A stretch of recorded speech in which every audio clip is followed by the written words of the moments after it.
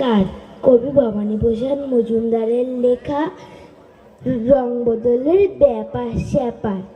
দিল্লি থেকে বিল্লি এলেন, দুধের মতো সাদা। কলকাতার এক কালো বেড়াল বললে তাকে দাদা।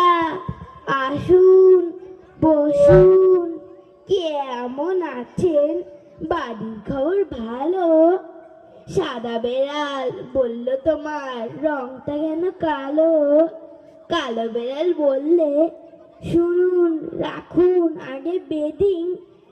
আমি যখন জন্মেছিলাম চলছিল সেদিন। কুচবিহারের রাজার ছিল একটা কালো হাতি।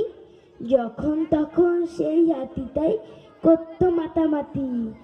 একদিন তার কাণ্ড দেখে চমকে গেল পিলে। 5টা কাপড় কাঁচা সাবান ফেললো হাতি গিলে।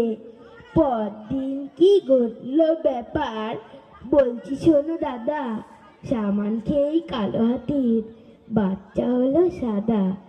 রামুর সাথে দামুর সেদিন হঠাৎ হলো দেখা।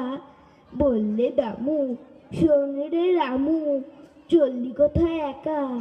9 মাস বাদে দেখা হলো, কেমন আছিস ভালো? আগে তো বেশ ফর্সা ছিলি, এখন কেন কালো? বললে রামু, কেমন করে রং লোশন ময়লা? আগে বেচতাম ময়দা আমি, এখন বেচি কয়লা। সেদিন ধরে বললে বোধা, বলতে হবে রাধা। রাতে ফোটা ফুলগুলো সব হয় কিভাবে সাদা? বললে হাদা, হায় রে গাধা, এ তো সবাই জানে। অবাক হয়ে তাকিয়ে কেন থাকিস আমার পানে? রাত্রে ফোটা ফুলগুলো সব না ঘুমিয়ে জেগে থেকে হয় সাদারও সারা রে জ্যোৎস্না মেখে মেখে। নমস্কার।